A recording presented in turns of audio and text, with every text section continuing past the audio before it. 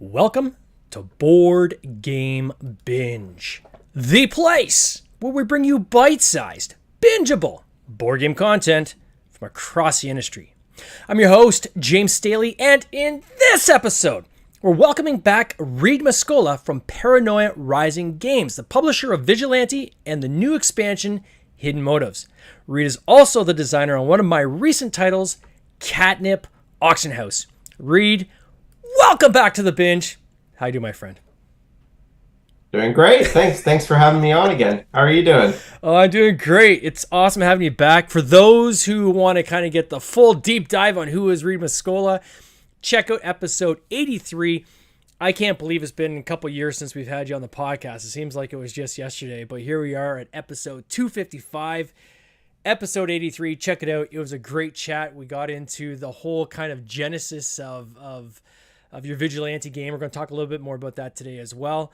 But I think I want to just dive into kind of game design. Now, you and I kind of run into each other in the local circles of game design through proto spiels and so forth. You run a local, you host a game event at your house from time to time. I've come to that on Canada Today. You've come to the Newmarket Board Game Meetup. So our paths cross quite a bit. And so much so that you had introduced me to a game design you had at Protospiel. I think, was it it was last year, wasn't it? Or was it I think last year, yeah. Yeah. And I loved it. And I thought, you know what, I want to work with this guy. I love his passion around games, the way you approach games. For me, when you look across your portfolio, you have so many different types of designs. You don't really stick in one lane, which is really cool.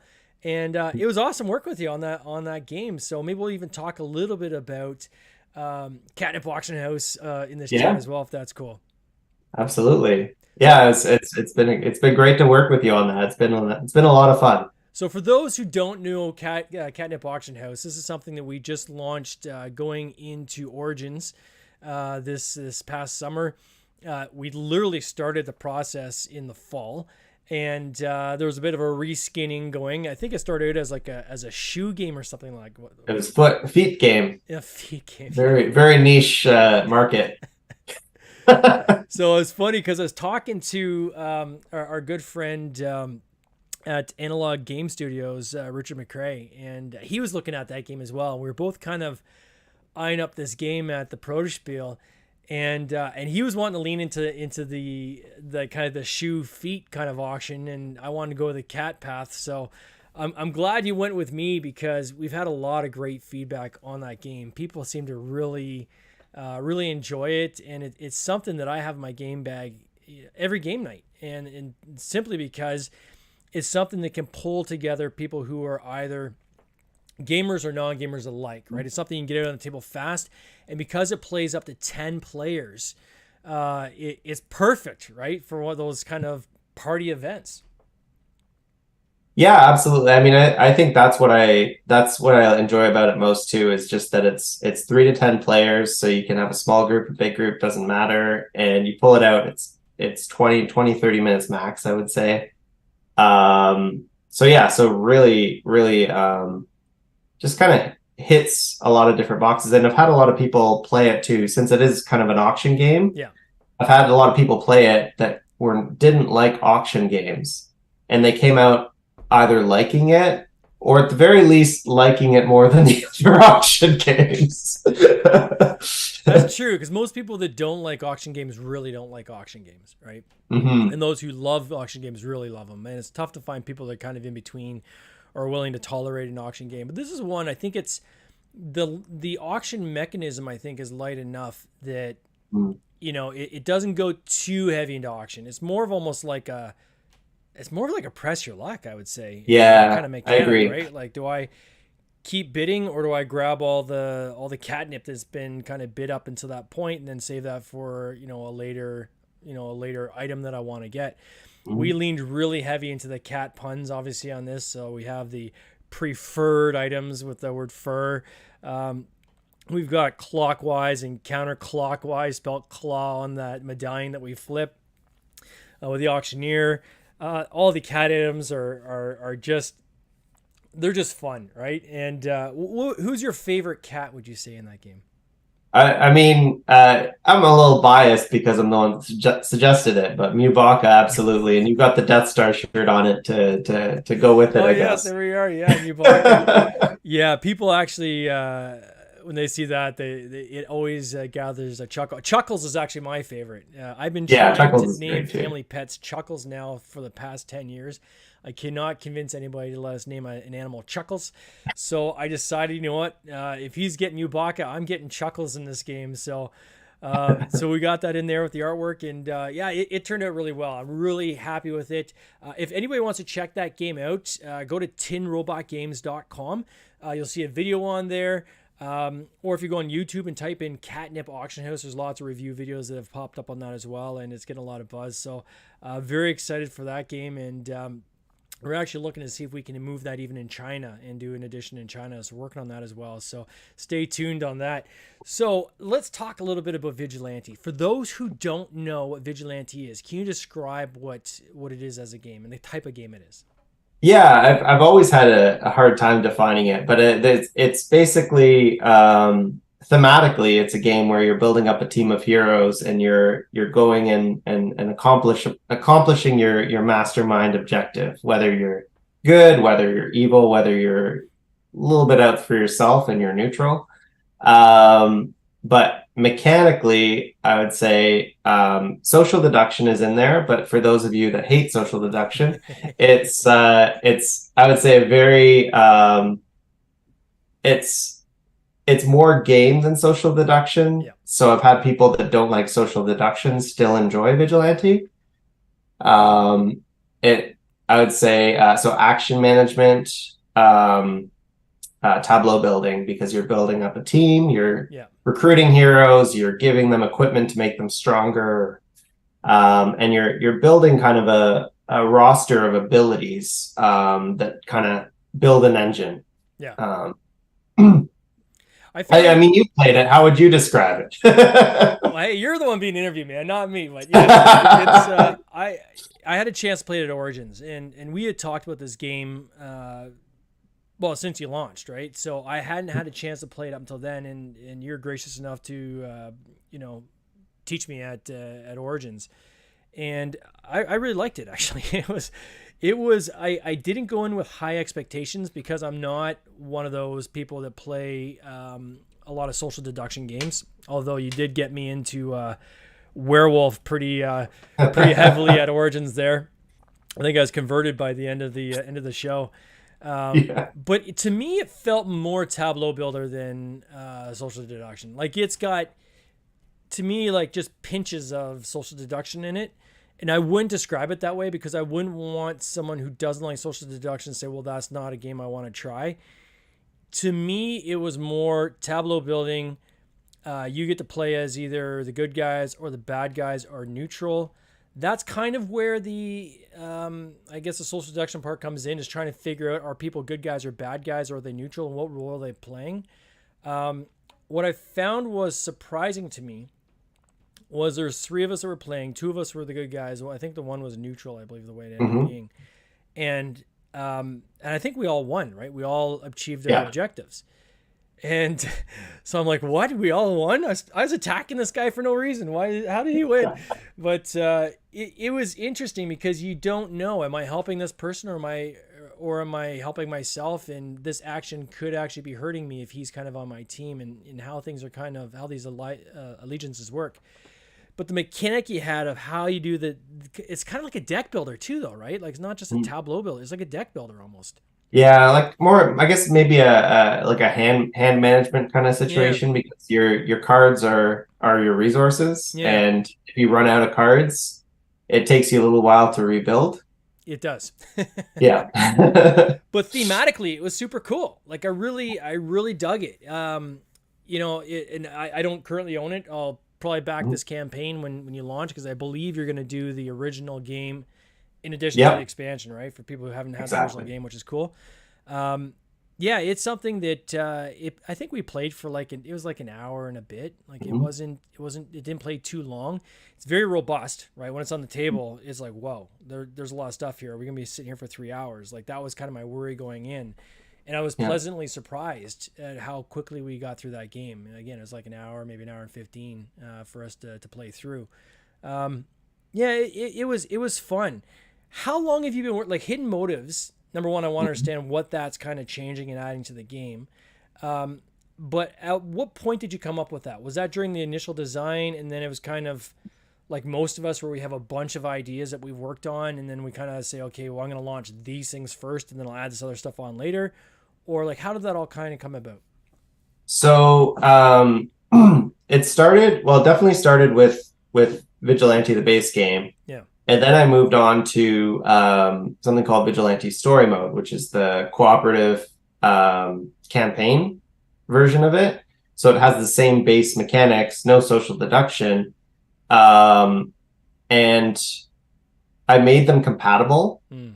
So even though story mode's not out yet, um, I wanted to make sure that after you play your campaign, you can either replay some of the missions or you can take those cards, throw them into base vigilante, and you're good to go. But I really enjoyed player interaction, and I think if you just took the two games, so you vigilante story mode, combined them, you've got a little bit too much nice stuff because it's co-op, so you're not really you're not really attacking heroes. You're not really doing any of that. So hidden motives came out of the idea that we need more of that player interaction stuff, the investigative stuff, the things that kind of really just make that or bring that player interaction out in the game. Mm-hmm. So hidden motives, I would say, is a concentrated player interaction. Um, Whereas story mode it's a lot of cards that will help other players. Hidden motives has a lot of other cards that find out information about players, and potentially you can kill a hero and take their equipment. That's one of the new cards. Oh, that's awesome. I thought it's kind of cool too how on your tableau you're able to that was a cool element, actually equipping your characters with weapons and kind of defense mechanisms and so forth. Mhm. And I'm sure on the screen here for people that are either watching the playback or live, I see quite a few people in the lobby as well. Did you add new artwork? Is this new artwork? This has got to be new artwork because Yeah, I don't recognize some of these pieces, which look super cool. it's brand new artwork. I've got two miniatures, so it's not going to be to scale, but a smaller version of this. Oh yeah, I remember the first player marker. We're like, is this going to enlarge? Because this is not quite big enough. Yeah, it's quite large. Yeah, it needs a one to compete with He pulls Cthulhu a Death statue out and Paradigm. throws it on the table. It's your first player marker. It takes two hands to pick it up. But yeah, it's the same mold, so it's one of the heroes in the base game. So this is a deluxe first player marker that will come in the expansion, and then I've got these little infection tokens, which are going to be green. Oh, that's cool. And yeah, these are for one of my layers. So I haven't talked about layers yet, but one of the new cards coming out has you place these infection markers or these infection tokens on heroes, and they'll slowly drain the life from those heroes. Oh, And the nice. more things that are still in play, meaning assuming those heroes didn't die, the more cards you get. So you're trying to drain the life from them, but not too much. And then this, so a couple things. One is is the same artist in the new artwork as well. So I have all of the same artists from Vigilante base game. I added a couple of other new artists to Hidden Motives Okay. that all kind of draw in the same style. So you won't see really any dramatic differences in the art styles. But yeah, I definitely added a couple of artists. So I've got um, Jean-Pascal Gagle from Quebec. I've got Nicoletta Stavarace from Romania, and I've got um, uh, sorry, um, Teresa Guido from Italy. So I've got three new artists I added on. How do you go about finding these artists? So for other game designers that are out there that are looking to get like really good art, like this is, you could obviously do a graphic novel, and I'm not sure if you've thought about that Mhm. yet, but there's enough story elements here that probably a natural progression. Mhm. Where did you find these artists? Right, like this isn't like Mickey Mouse art. Like this is pretty substantial art you have in this game. Yeah, that's a great question. I think a couple of them I found just from posting on there's actually on Board Game Geek there's a thread specifically for artists to looking for work or people looking for artists. So I got I think three of my original artists from there. Um, my I would say my lead artist and graphic designer I sought out. I saw some of his Star Wars work he did for Fantasy Flight, and I'm Mm. like, I gotta work with this guy. So I reached out to him. He's been amazing to work with. And then yeah, the new artists, I really, I mean, I'm just part of a couple of groups where artists will post their portfolios, and if sometimes artists will even reach out to me. So I'll have a look through their portfolio, get a quote, and assuming I'm happy with all of that, then I get them to do one or two pieces as kind of a trial, and yeah, then from there I just get them to do more if I like their work. So when they're reaching out to you, is it because they've seen Vigilante and they're like, "Whoa, hey, I want to be Yeah, part of this"? yeah, that's exactly why. Yeah, That's crazy. Have you thought about doing like a comic book or anything on this, or a graphic novel, or? I have thought about it. I mean, I definitely have some story kind of written down in places. I think yeah, I guess I'm wondering how much money it would cost to get all of that art into a graphic novel. Yeah, Because I look at these graphic novels and it's incredible to me how they can do that and then sell it at that price. yeah. Um, Profit sharing, that's maybe. I don't know. maybe I don't know. It's yeah, it's definitely I mean I think when you're selling in like Marvel or DC volumes, it's Yeah, one thing, but yeah, I think that's the one thing right now that's kind of holding me back from that. cost. How Yeah. long did it take? Like when I look at this game, and this was another thing that kind of surprised me when I played it at Origins, was just the sheer number of cards that you had in that deck. And I didn't come across a ton of repetition. Like there's a lot. Like I don't even know if you know what the number is of unique cards and story elements you have in the game. But there was a lot. At least it seemed like there were a lot from my impression.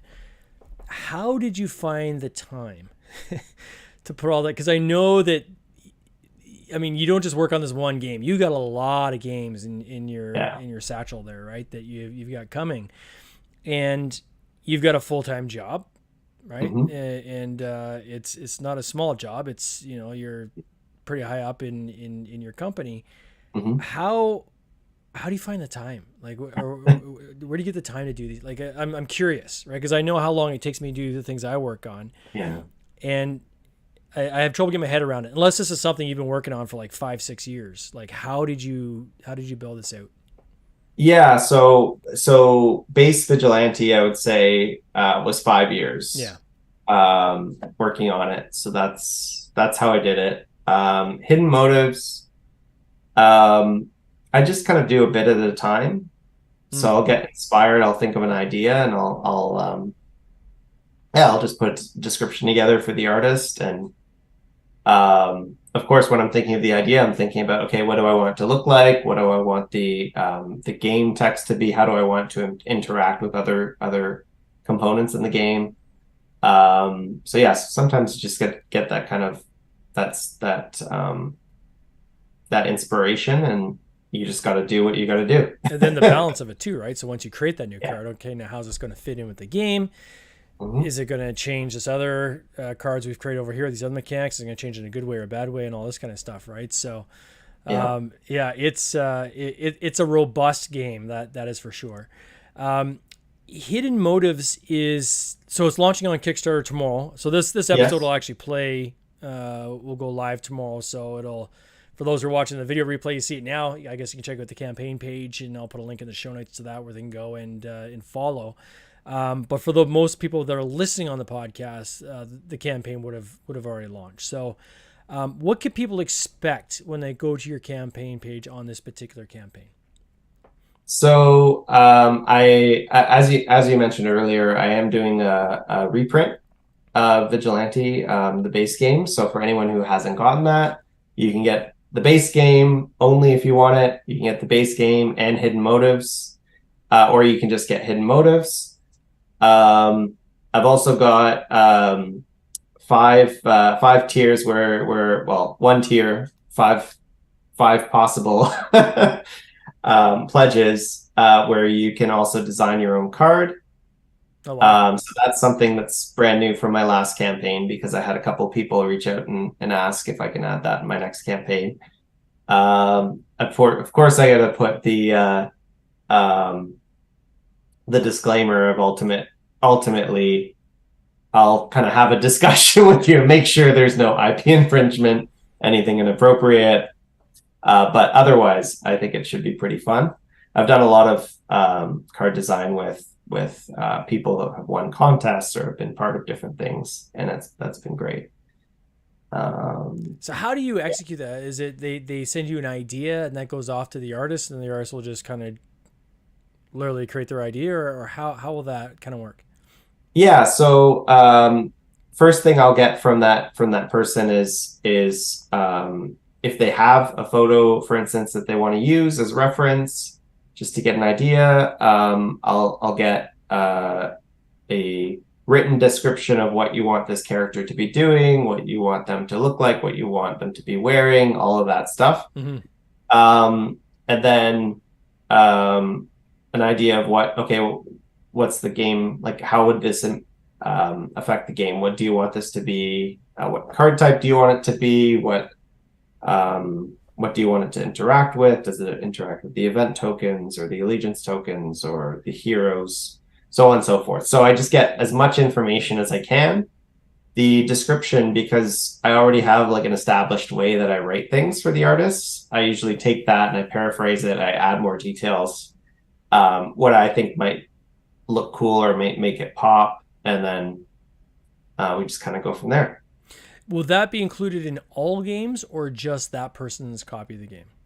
Yeah, so it would be in all games. So 5 people pledge that, then there's going to be 5 more cards for everybody. How many? So let me just pull on this thread a little bit. How is there a limit to the number of custom card pledges you're willing to do, or Yeah, it's 5. it's 5? Because time is a factor. And I also want to make sure, like, the reason why I didn't do it in my last pledge was because I didn't want to delay the manufacturing process. Yeah. Because I have all the art done. So it's different than a lot of these campaigns that come out that have 10 pieces of art done and they show them everywhere, and then in the background they have 100 more that haven't been done. Yeah. This is one where it's like it's done, it's ready to go. So anything like this would be delaying it, but thankfully it adds to the quality of everyone's game. So when will this deliver then? So when do you expect that this game will ship?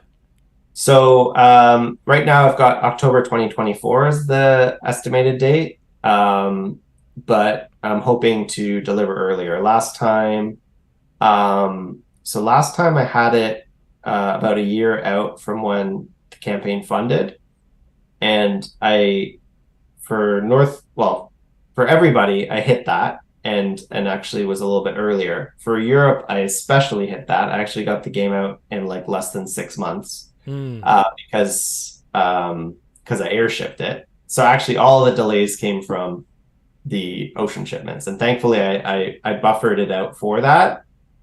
and didn't deliver it past the deadline. Who are you using for distribution for Canada, US? Like, who'll do your North American distribution for you? So I'm using Bridge, as Oh, you okay. know. Yeah, I guess you know them. I mean, Yeah, I so know yeah, Bridge. so I'm Yeah. looking forward to working with them. Yeah, one thing I I've seen recently, and I'm not going to name the game, um, but it makes my eye twitch every time I see it on shelf because I still haven't got my Kickstarter copy, but it is everywhere at retail now. oh And no. the challenge we're seeing with Canada specifically, where you and I live, is shipments coming from China for some reason take forever and get caught up at the border, and it is faster to literally ship it to the States and then up from the States into Canada through a distributor versus trying to kind of split that shipment, right? So I'm even considering now with campaigns going forward, where typically in the past I had done the distribution myself for Canada Mhm. because it's easy if you're here, of still having the U.S. Distributor just do all North America, and that way you have people in Canada not getting frustrated, seeing their games Mhm. literally everywhere before you get their copies. So, and I know Bridge is an awesome distributor that you're using, so that's amazing. Mhm. So you've got hidden motives, and then the story mode. Is that going to be another campaign, or when does the story mode come? So yeah, so story mode will come out. That one I'm taking my time with because I want to make sure, especially the later chapters are fun and balanced. Yeah, The first 6, 7 chapters now are like perfect. Like I wouldn't change a thing. But with a campaign game, the testing is incredibly difficult because you have to go through each chapter and figure out, okay, well, is this what would a person typically have at this point, and how will that interact with the stuff in this chapter? yeah. So it gets harder as you go through. Um, but I'm very excited by it. People that have play tested it have given really positive feedback. So yeah, it will launch on Kickstarter at some point. And will there be like how many like are you looking at doing like 12 chapters? Like 10. So it's 10. an even 10. Yeah, Wow. And then is yeah, that and something you'll be able to keep replaying, or is it kind of once you've gone through it, then you're done? yeah. So it's got a new board. So it's got some new mechanics that layer onto Vigilante, and there are some chapters you can play as a standalone. Um, so there's one point, and it's not a super spoiler because it's on the board. There's one point where you're going to have a facility that's being broken down by villains, and the villains are popping up in different locations, Oh, that's cool. and you have to like move around and defeat them with your heroes. And if they stick around, they start destroying the facility. And when they destroy certain rooms, bad things happen. So there's all sorts of weird new mechanics like that come into play. Um, yeah. And then is your plan for Paranoia Rising? Because I know initially it was just social deduction type games or games that are kind of within this vigilante genre. But given the sheer number of games you're working on, is there any plans in the future to roll other games under Paranoia Rising? Or are you still going to do this kind of split model where you'll self publish games that are kind of in the vigilante genre and then pitch game design to other publishers of some of your other designs? Yeah, I think I'll always stick with that model of doing some pitching and doing some self-publishing Yeah. because I think my output for design is much higher than my capacity to fund and release games, I would say. Yeah. So if I want more of them out there, I do need to pitch. But I've had an interesting design I came up with 2 weeks ago. That is it's kind of a satire on mobile games or gotcha games as they're called. Okay. And it's not social deduction. It's a big dice chucker, and it's it works really well with the vigilante theme. It also works really well with any theme. Um, so I'm thinking about that as a possible release for Paranoia Rising. and then also having other versions of that game. It's called Gotya. Mm-hmm. So it's like because the games are called gotcha games. So of having like branded versions of Gotya, and then having them be kind of interactive. So you can have your vigilante Gotya, mix in your urban speed Gotya, which has a bunch of fast cars and cars you can upgrade and things like that. Mix them all together. Then maybe you've got some I don't know, some like an anime gotcha or something. You're throwing in some creatures and So it's more of a mechanic that you've created then?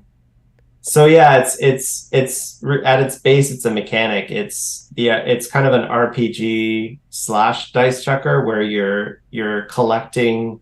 It's kind of it feeds on that whole kind of idea in mobile games where you have a limited amount of energy to play the game. Mm-hmm. Otherwise, you got to pay up, uh, and you're trying to unlock all these things to increase your collection, but you've got limited money and limited resources to do that.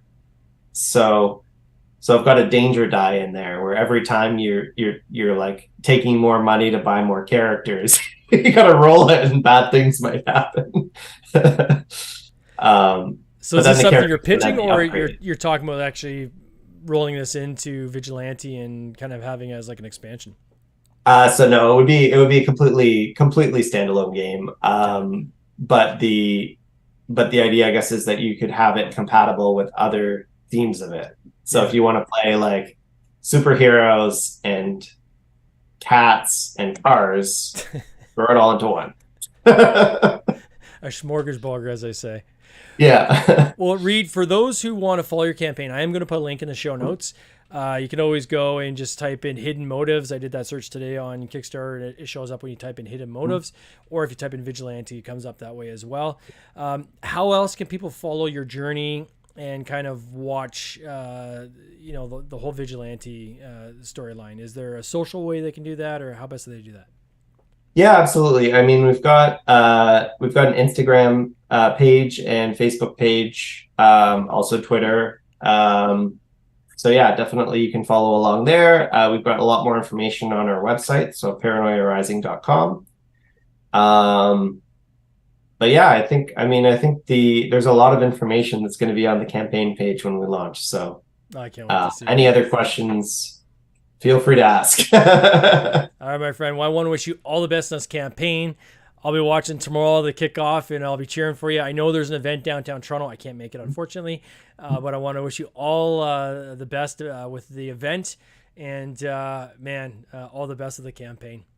Thank you. Appreciate that. Take care, buddy. Cheers. All right. Take care. This has been an episode of the Board Game Binge podcast, hosted by James Staley, produced by James Staley and Mike Bruner, with original music by Nick Smith. If you would like to watch these interviews live, simply subscribe to our YouTube channel, Board Game Binge, and you'll get access to live interviews, giveaways, and interesting board game content from across the industry. I can't wait for you to join us. See you next time.